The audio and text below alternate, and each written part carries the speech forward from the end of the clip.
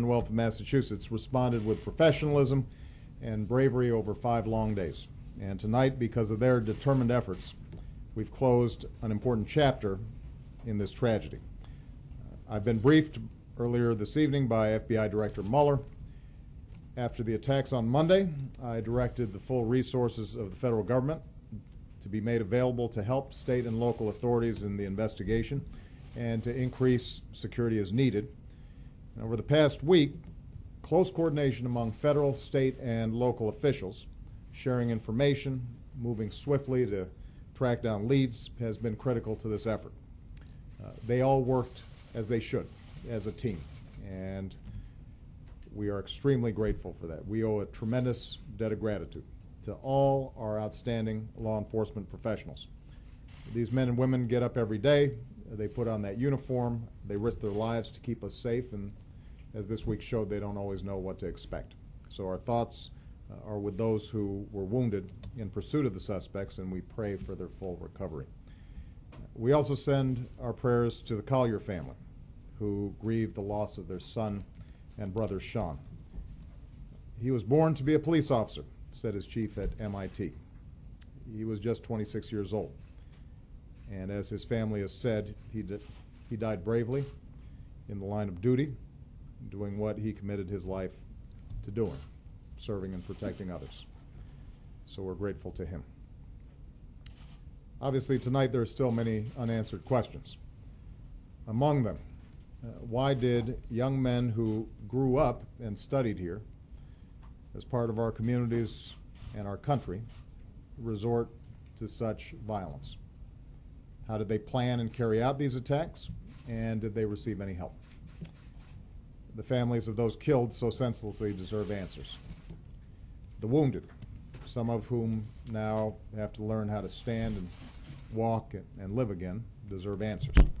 And so I've instructed the FBI and the Department of Homeland Security and our intelligence community to continue to deploy all the necessary resources to support the investigation, to collect intelligence, and to protect our citizens.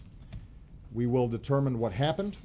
We will investigate any associations that these terrorists may have had, and we'll continue to do whatever we have to do to keep our people safe.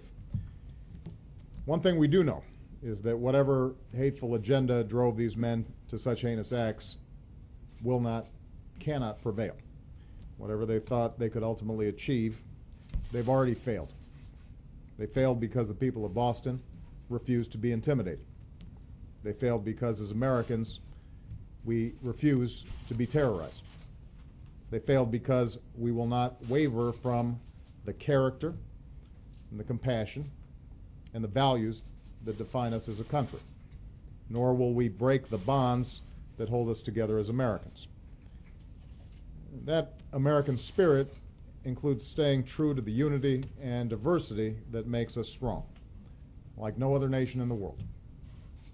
In this age of instant reporting, tweets, and blogs, there's a temptation to latch onto any bit of information, sometimes to jump to conclusions. But when a tragedy like this happens, with public safety at risk and the stakes so high, it's important that we do this right. That's why we have investigations. That's why we relentlessly gather the facts. That's why we have courts. And that's why we take care not to rush to judgment, not about the motivations of these individuals, certainly not about entire groups of people.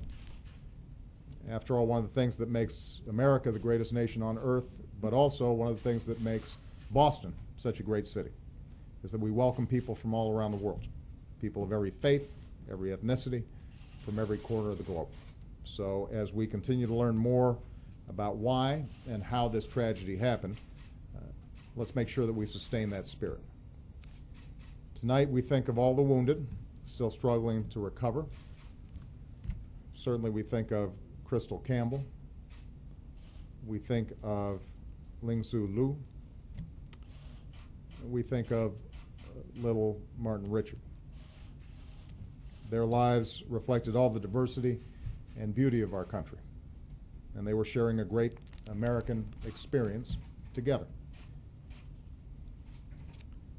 Finally, let me say that even as so much attention has been focused on the tragic events in Boston, understandably, we've also seen a tight-knit community in Texas devastated by a terrible explosion.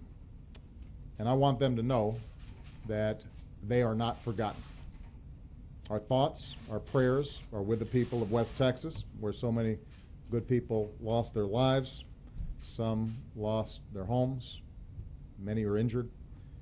Many are still missing.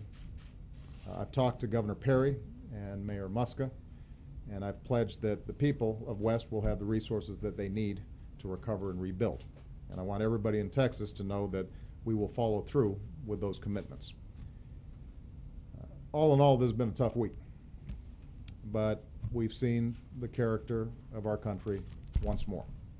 And as president, I'm confident that we have the courage and the resilience and the spirit to overcome these challenges and to go forward as one nation under God, indivisible, with liberty and justice for all. Thank you very much, everybody.